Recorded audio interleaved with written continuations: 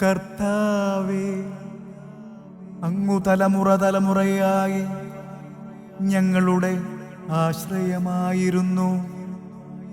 പർവ്വതങ്ങൾക്കു രൂപം നൽകുന്നതിന് മുൻപ് ഭൂമിയും ലോകവും അങ്ങു നിർമ്മിക്കുന്നതിന് മുൻപ് അനാദി മുതൽ അനന്തത വരെ അവിടുന്നു ദൈവമാണ്.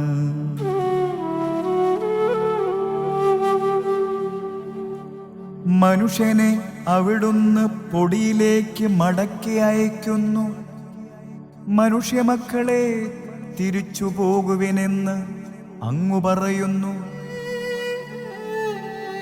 1000 വത്സരം അങ്ങയുടെ ദൃഷ്ടിയിൽ കഴിഞ്ഞുപോയ ഇന്നലെ പോലെയും രാത്രിയിലെ ഒരു യാമം പോലെയും മാത്രമാണ്.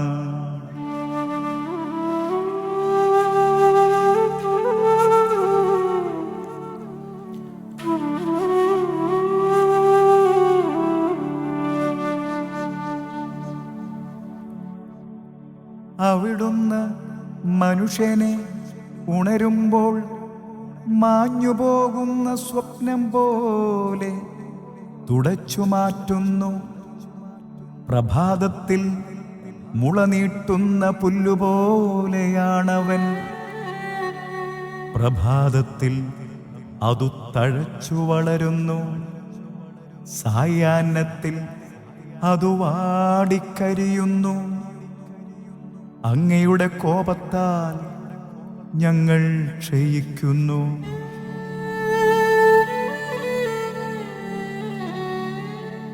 അങ്ങയുടെ ക്രോധത്താൽ ഞങ്ങൾ പരിഭ്രാന്തരാകുന്നു. ഞങ്ങളുടെ അകൃത്യങ്ങൾ അങ്ങയുടെ മുൻപിലുണ്ട്. ഞങ്ങളുടെ രഹസ്യപാപങ്ങൾ അങ്ങയുടെ മുഖത്തിൻ്റെ പ്രകാശത്തിൽ വെളിപ്പെടുന്നു.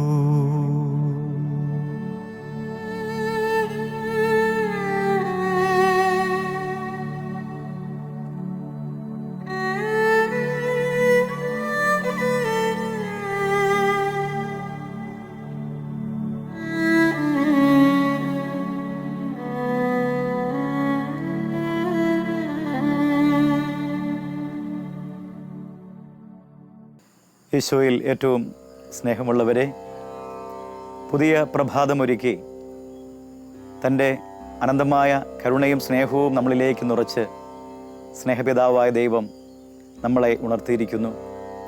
ഉണരൂ പ്രഭാതമേ, നമ്മുടെ ഹൃദയം കർത്താവിന് സ്തുതികീർത്തനങ്ങൾ അർപ്പിച്ച് ഇങ്ങനെ ഏറ്റുപറയണം: കർത്താവേ, അവിടുത്തെ അനന്തമായ കരുണ ഞങ്ങളെ ചൊരിഞ്ഞ് ഞങ്ങളെ ഉണർത്തി നന്ദി പറയുന്നു.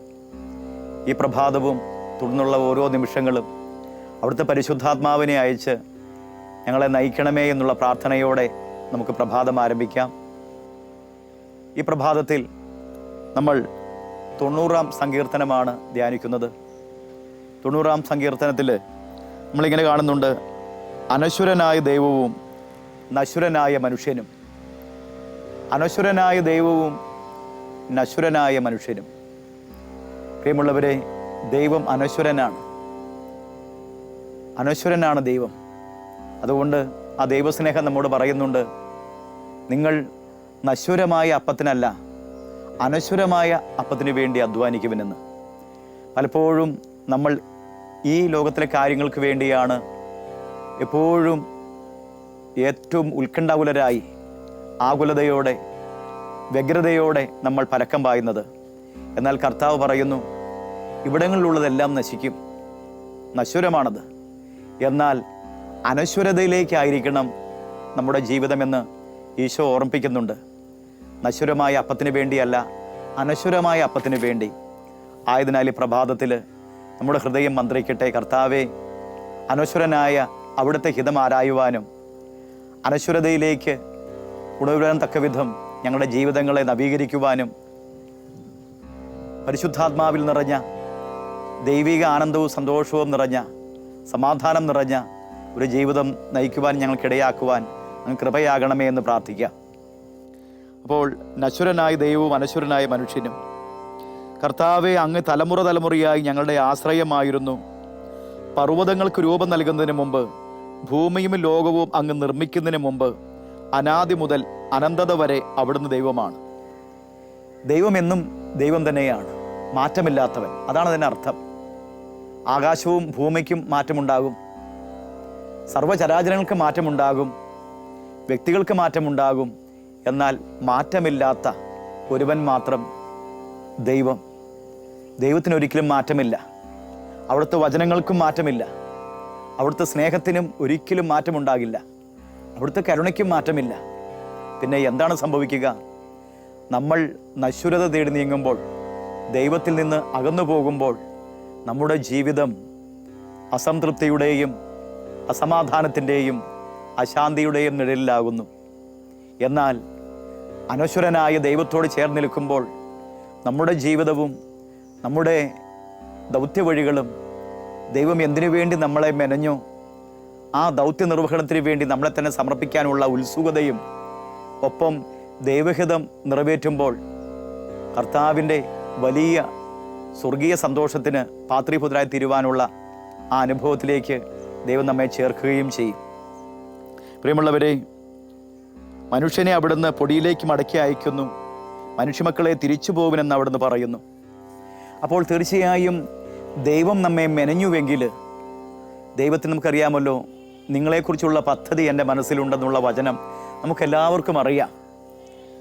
ഒരുപാട് എളുപ്പത്തിൽ നമ്മൾ ഹൃദയത്തിൽ ഓർമ്മിപ്പിച്ചു വെച്ചിരിക്കുന്ന വചനമാണ് നിങ്ങളെക്കുറിച്ചുള്ള പദ്ധതി എൻ്റെ മനസ്സിലുണ്ടെന്നുള്ള ദൈവവചനം. പ്രിയമുള്ളവരെ, നമ്മൾ ഹൃദയസ്ഥമാക്കിയാൽ മാത്രം പോരാ. എന്നെക്കുറിച്ചുള്ള ദൈവത്തിൻ്റെ സ്വപ്നങ്ങൾ, ഞാൻ പ്രയാണം ചെയ്യേണ്ട വഴികളെക്കുറിച്ചുള്ള ദൈവത്തിൻ്റെ കരുതലുകൾ, ദൈവത്തിൻ്റെ പദ്ധതികൾ, അതിനുവേണ്ടി നമ്മളെ തന്നെ പൂർണ്ണമായി സമർപ്പിക്കുമ്പോൾ മാത്രമേ, ചുരുക്കത്തിൽ ദൈവം ഒരുക്കിയ ട്രാക്കിലൂടെ ഓടുമ്പോൾ മാത്രമേ നമ്മുടെ ജീവിതത്തിന് എപ്പോഴും ഒരു ഹൃദ്യത, ആനന്ദദായകമായ അനുഭവം ഉണ്ടാവുകയുള്ളൂ. ദൈവത്തിൻ്റെ ട്രാക്കിൽ നിന്ന് എപ്പോൾ നമ്മൾ വഴിമാറുന്നു, അവിടെ മുതൽ അശാന്തിയും ജീവിതത്തിൽ കല്ലുകടിയും ആരംഭിക്കും. എന്നാൽ ദൈവം വഴി നടത്തുമ്പോൾ, ദൈവത്തിൻ്റെ ഹിതം ആരാഞ്ഞുകൊണ്ട് മുന്നേറുമ്പോൾ നമ്മുടെ ജീവിതവും അനശ്വരതയിലേക്ക് ദൈവം ചേർത്ത് വയ്ക്കും. നമുക്കറിയാമല്ലോ, നമ്മുടെ ശരീരം പ്രത്യേകിച്ച് ദൈവത്തിൻ്റെ ആലയമായി ദൈവം വസിക്കേണ്ട ഇടമാണ്. സത്യത്തിൽ അനശ്വരതയ്ക്ക് വേണ്ടിയാണ് മനുഷ്യനെ ദൈവം മെനഞ്ഞിരിക്കുന്നത്. പക്ഷേ മനുഷ്യൻ തേടുന്നതോ നശ്വരത്തിന് വേണ്ടി, നശ്വരമായ കാര്യങ്ങൾക്ക് വേണ്ടി. നമുക്കറിയാം, നിങ്ങൾ ദൈവത്തിൻ്റെ ആലയമാണെന്നും ദൈവാത്മാവ് നിങ്ങൾ വസിക്കുന്നുവെന്ന് നിങ്ങൾ അറിയുന്നില്ലേ? ദൈവത്തിൻ്റെ ആലയം നശിപ്പിക്കുന്നവനെ ദൈവവും നശിപ്പിക്കും. പ്രിയമുള്ളവരെ, ഈ പ്രഭാതത്തിൽ നമ്മൾ തിരിച്ചറിയുക, പരിശുദ്ധാത്മാവിൻ്റെ ആലയമാണ് നമ്മുടെ ശരീരം. ഒരിക്കലും അത് നശ്വരതയ്ക്ക് വിട്ടുകൊടുക്കാനുള്ളതല്ല. നമ്മുടെ ശരീരവും നമ്മുടെ മനസ്സും നമ്മുടെ ആത്മാവും അനശ്വരതയിലേക്ക് വളരേണ്ടതാണ്. അതിനെന്ത് ചെയ്യണം? നമ്മുടെ ആത്മാവ് അനശ്വരതയിലേക്ക് ചേരണമെങ്കിൽ ദൈവത്തിൻ്റെ ആത്മാവുമായുള്ള വലിയ ചേർച്ച ഉണ്ടാകണം. ചുരുക്കത്തിൽ അവിടെയാണ് അനശ്വരത. ദൈവാത്മാവ് നമ്മൾ വസിക്കുന്നു. ആ ദൈവത്തിൻ്റെ ആത്മാവിനെ ഒരിക്കലും വേദനിപ്പിക്കാൻ ഇടവരാതെ, ദൈവത്തിൻ്റെ ആത്മാവിനെ നിർവീര്യമാക്കാതെ, എപ്പോഴും പവിത്രതയിൽ ആ ദൈവത്തിൻ്റെ ആലയമായി ആയിരിക്കേണ്ട ഇടം, നമ്മുടെ ശരീരം എപ്പോഴും വിശുദ്ധിയിൽ കാത്തുപാലിക്കാനുള്ള ഒരു വലിയ മാത്സര്യം തന്നെ എന്ന് പറഞ്ഞാൽ ഒരു വെല്ലുവിളിയുടെ ജീവിതം തന്നെ നമ്മൾ നടത്തേണ്ടതുണ്ട്. പ്രത്യേകിച്ച് ലോകത്തോട്, ദുഷ്ടാരൂപികളോട്, ലോക പ്രലോഭനങ്ങളോട് എതിരിട്ട് നിൽക്കുവാനുള്ള കരുത്തും കൃപയും ലഭ്യമാകണോ? അനശ്വരതയിലേക്ക് നമ്മുടെ ജീവിതങ്ങൾ ചേർത്ത് വയ്ക്കപ്പെടണമോ? അതിന് ദൈവത്തിൻ്റെ ഹിതം തിരിച്ചറിയേണ്ടതുണ്ട്. ദൈവിക ജ്ഞാനത്തിൽ നിറയേണ്ടതുണ്ട്. ദൈവത്തിൻ്റെ പരിശുദ്ധാത്മാവിൻ്റെ ഫലങ്ങളിൽ നിറഞ്ഞുകൊണ്ട് എവിടെയും ആ സത്ഫലങ്ങൾ പുറപ്പെടുവിക്കേണ്ടതിൻ്റെ പ്രാധാന്യം നമ്മൾ തിരിച്ചറിയേണ്ടതുണ്ട്. അങ്ങനെ നീങ്ങുമ്പോൾ നമ്മുടെ ജീവിതം നശ്വരതയിൽ നിന്ന് അനശ്വരതയിലേക്ക് നീങ്ങും. തീർച്ചയായും ഈ പ്രഭാതത്തിൽ നല്ല ദൈവത്തിൻ്റെ കൃപയ്ക്കു വേണ്ടി അനശ്വരനായ ആ സ്നേഹപിതാവിൻ്റെ കരങ്ങളിൽ നമ്മുടെ ജീവിതം കൊടുത്തുകൊണ്ട് നശ്വരതയിലേക്കല്ല, മറിച്ച് അനശ്വരതയിലേക്ക് ആ ദൈവപിതാവിൻ്റെ സ്നേഹ കാരുണ്യ ഹൃദയത്തിലേക്ക് ജീവിതം ചേർത്ത് വെച്ച് നമുക്ക് പ്രയാണം ആരംഭിക്കാം.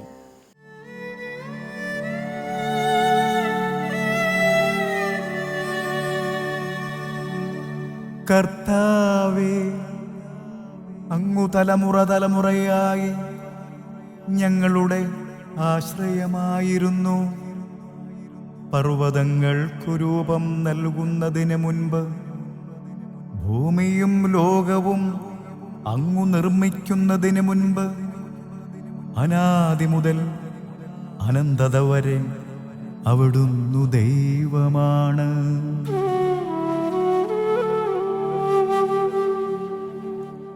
മനുഷ്യനെ അവിടുന്ന് പൊടിയിലേക്ക് മടക്കി അയക്കുന്നു. മനുഷ്യമക്കളെ തിരിച്ചു പോകുവിനെന്ന് അങ്ങു പറയുന്നു. 1000 വത്സരം അങ്ങയുടെ ദൃഷ്ടിയിൽ കഴിഞ്ഞുപോയ ഇന്നലെ പോലെയും രാത്രിയിലെ ഒരു യാമം പോലെയും മാത്രമാണ്.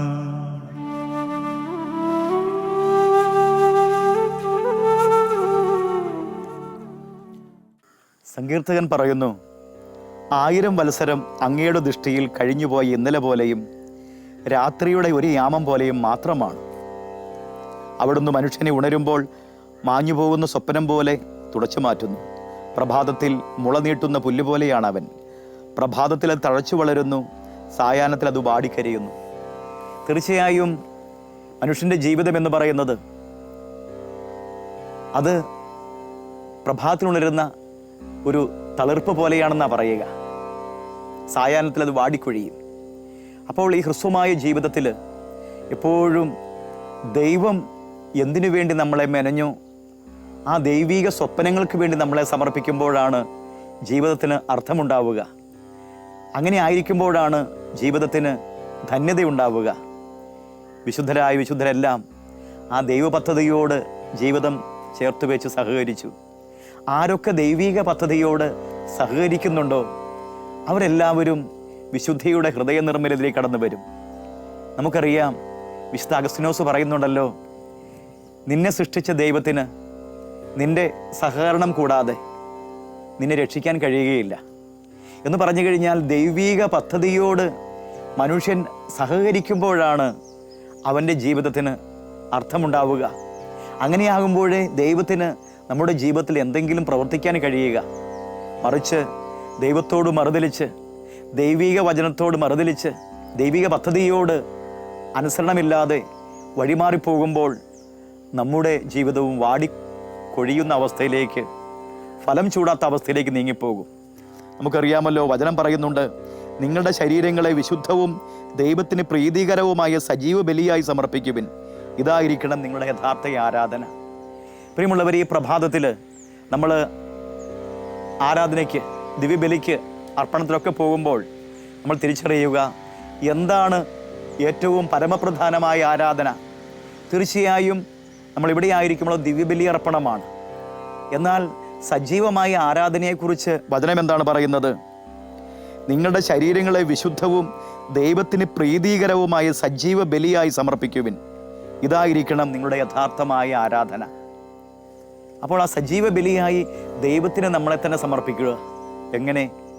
അനശ്വരതയിലേക്കുള്ള പ്രയാണം. അതിന് ഏറ്റവും ഉചിതമായ വഴിത്താരി എന്ന് പറയുന്നത്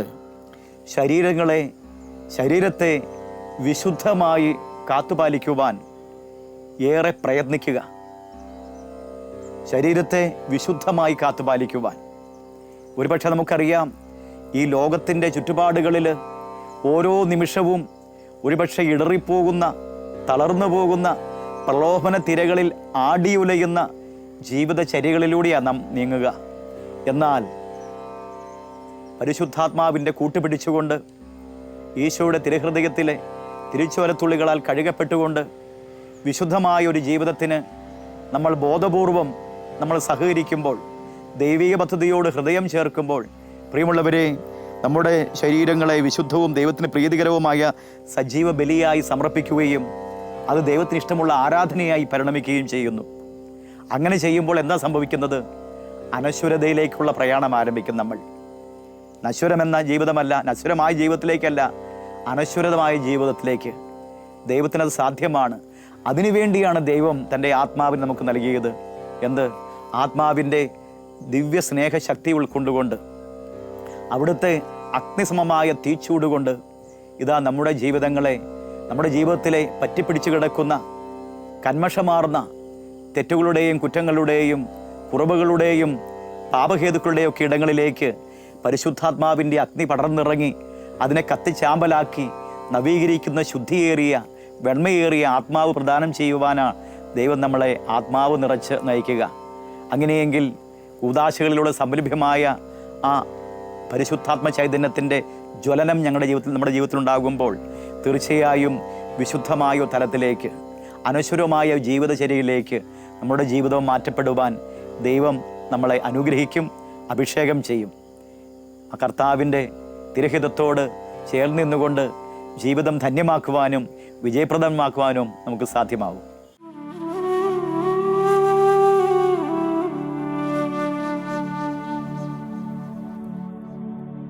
അവിടുന്ന് മനുഷ്യനെ ഉണരുമ്പോൾ മാഞ്ഞുപോകുന്ന സ്വപ്നം പോലെ തുടച്ചു മാറ്റുന്നു. പ്രഭാതത്തിൽ മുളനീട്ടുന്ന പുല്ലുപോലെയാണവൻ. പ്രഭാതത്തിൽ അതു തഴച്ചു വളരുന്നു, സായാഹ്നത്തിൽ അതു വാടിക്കരിയുന്നു. അങ്ങയുടെ കോപത്താൽ ഞങ്ങൾ ക്ഷയിക്കുന്നു.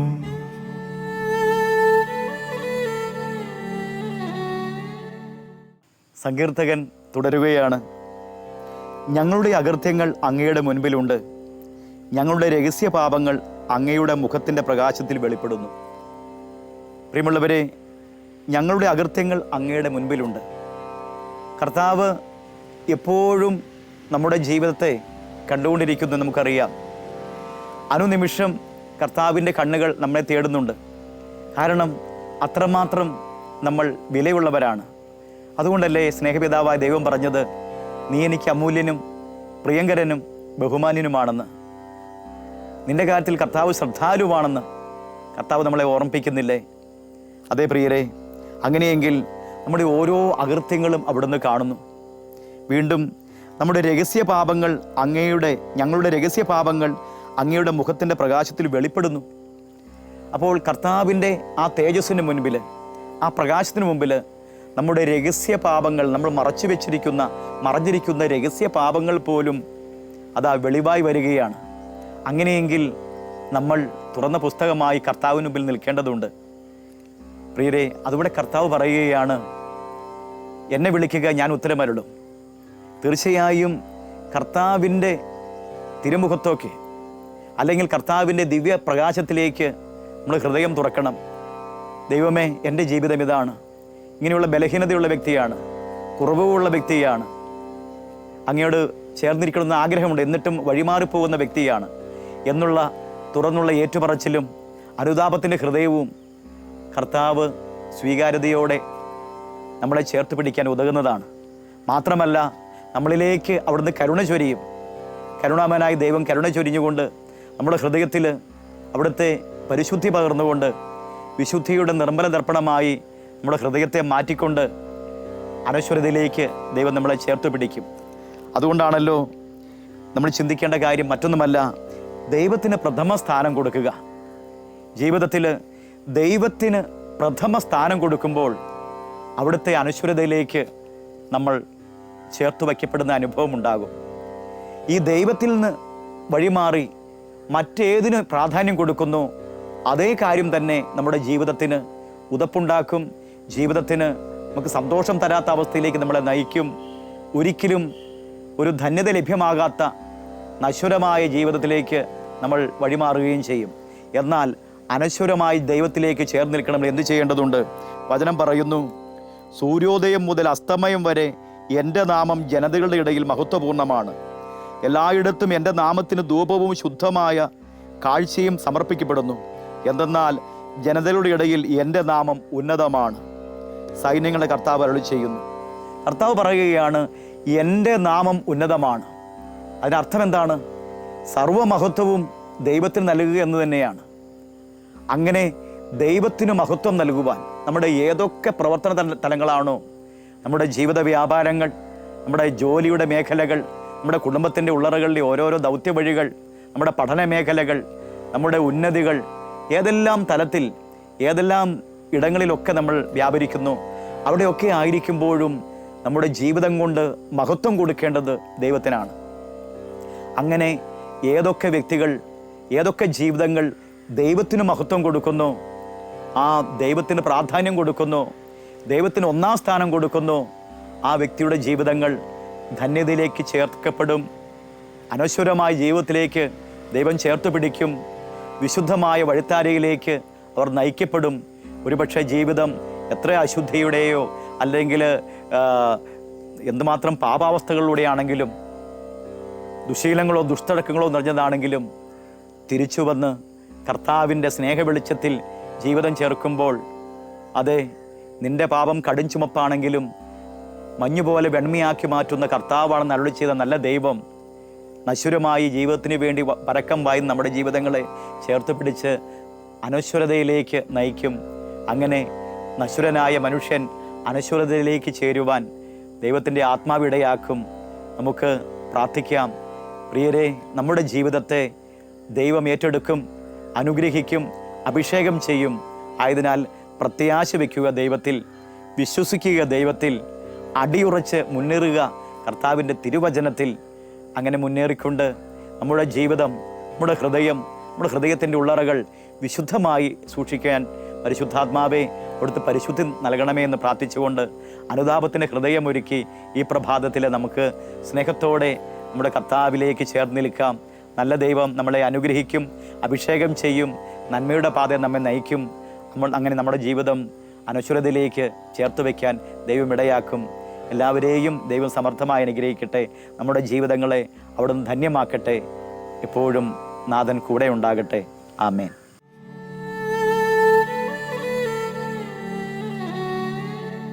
അങ്ങയുടെ ക്രോധത്താൽ ഞങ്ങൾ പരിഭ്രാന്തരാകുന്നു.